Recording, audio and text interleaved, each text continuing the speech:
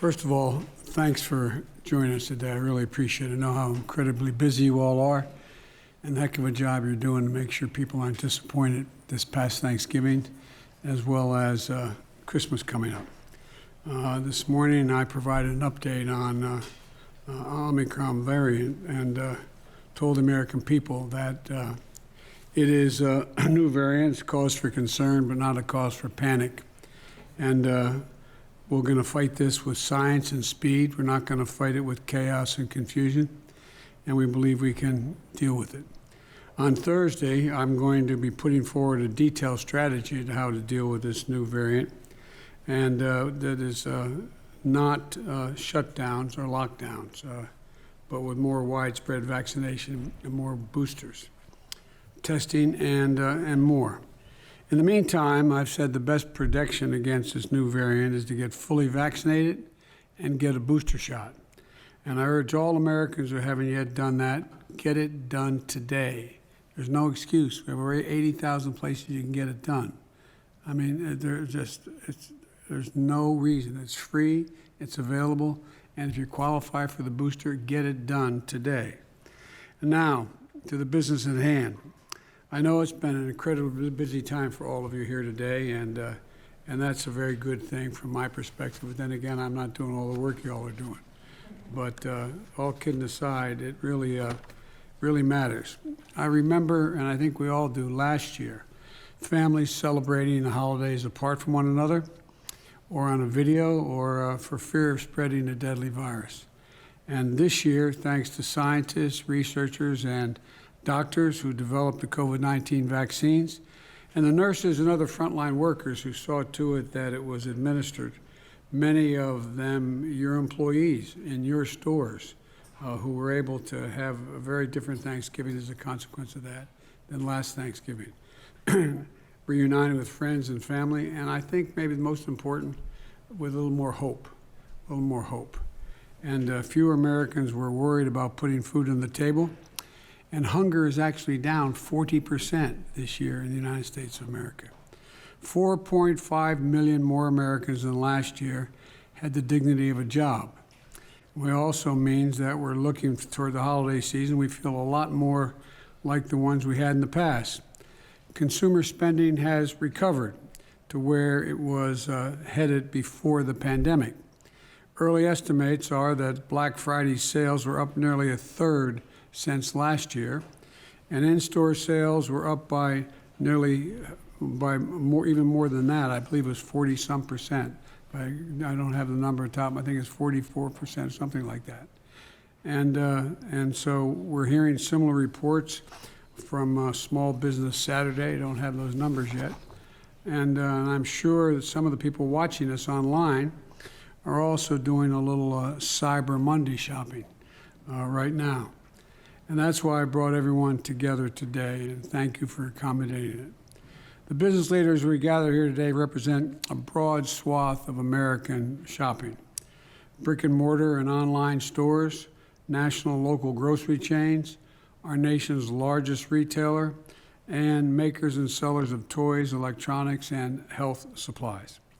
I want to hear from each of you about what you're seeing this holiday season. How well prepared are you to have products you need on your shelves, and you know how you've innovated and hired to overcome these supply chain challenges you have, and kept workers safe from COVID-19 so that the American people can have a holiday season they've been long hoping for. In particular, I want to hear about the challenges facing smaller businesses. The small businesses are so important to our communities. They don't have the same leverage as many of you do.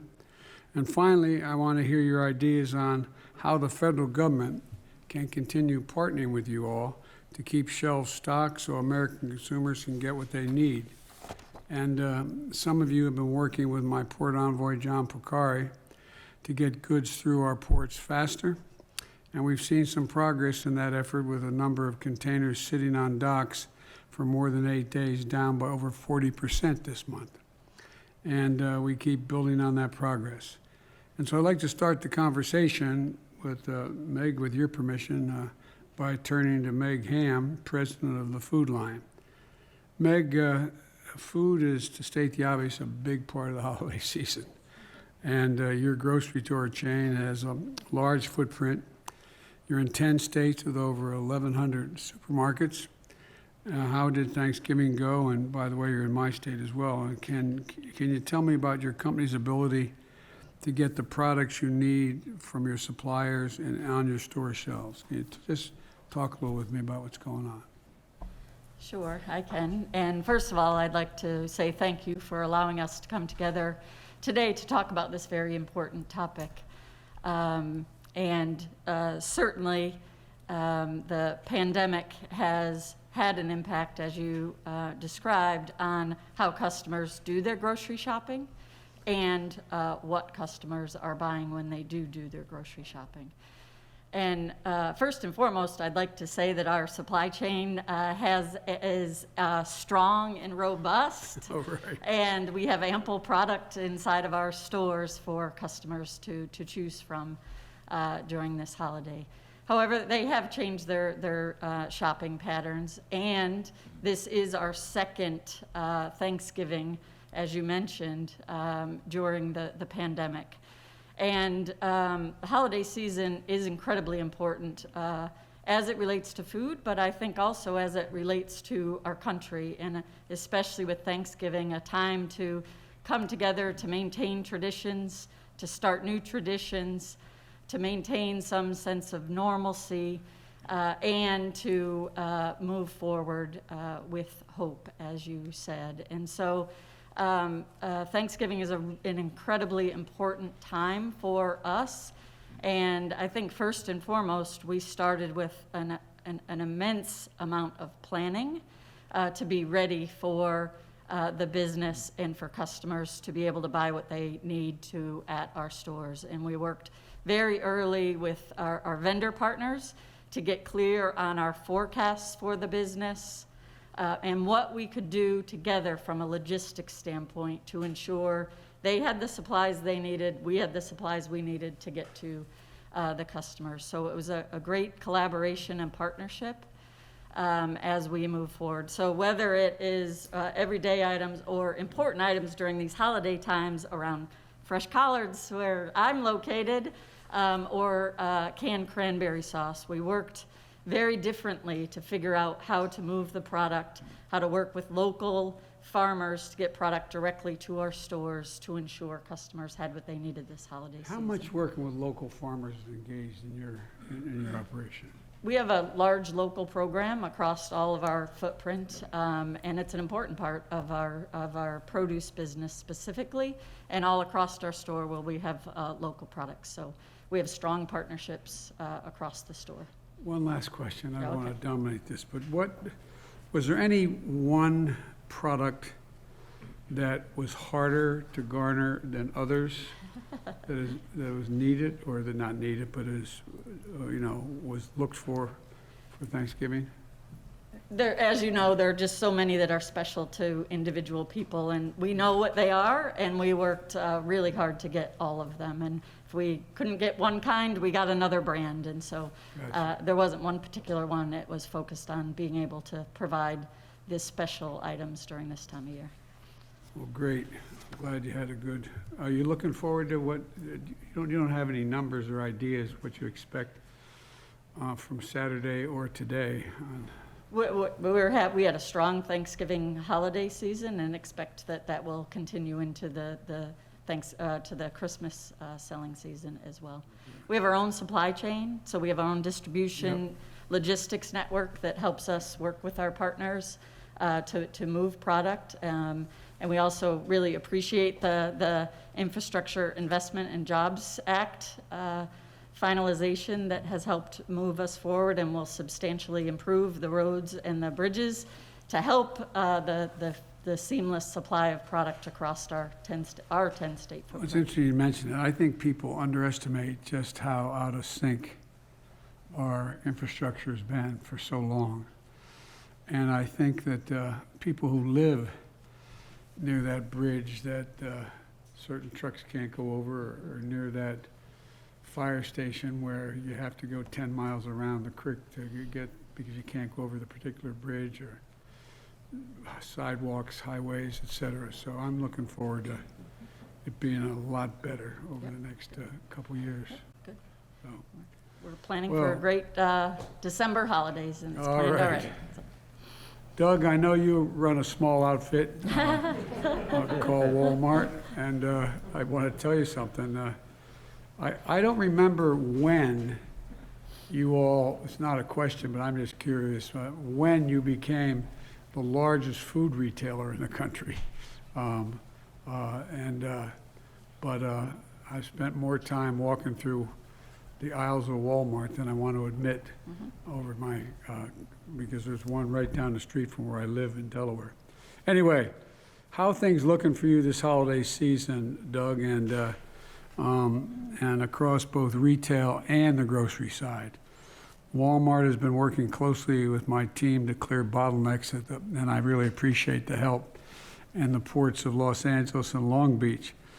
Have you seen any progress in the ability of a company like yours to get boxes off the docks faster, get product from the docks to your shelves, et cetera? Can you talk to me a little bit about that?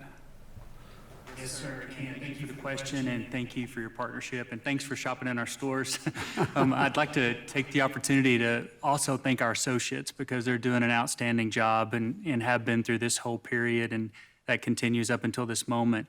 We think we're going to have a really good holiday season. We shared our earnings results a couple of weeks ago, and we told everybody that, and we shared that our inventory levels are up more than 10%. So while we're all concerned about the supply chain, we have more inventory than we did a year ago and have the inventory that we need to be able to support the business. And we are seeing progress. The port and transit delays are improving. As you and I discussed not long ago, about 2/3 of what we sell in the United States is made or grown here. That other third has a meaningful portion coming from Canada and Mexico, which is helpful. For the part that comes outside of North America, the port issue has been a big issue, but we've really seen a lot of improvement.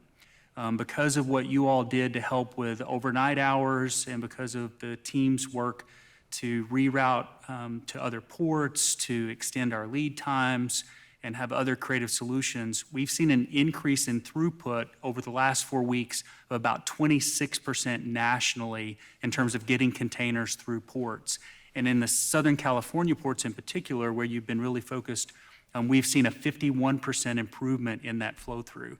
Wow. And that's helped a lot as it relates to categories like toys, which are so important for Christmas.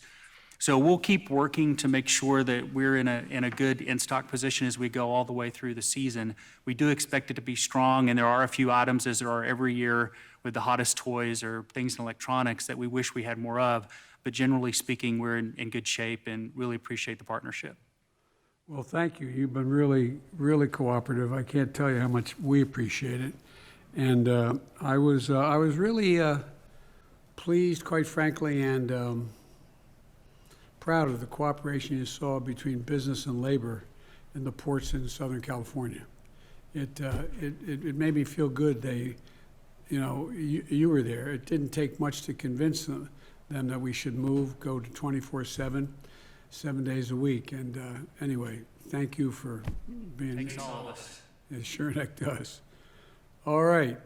Well, I guess I'm going to turn this over now to Brian. He's going to moderate the rest, but I warn you, I'm going to intervene with questions with your permission. Isn't this a pretty place?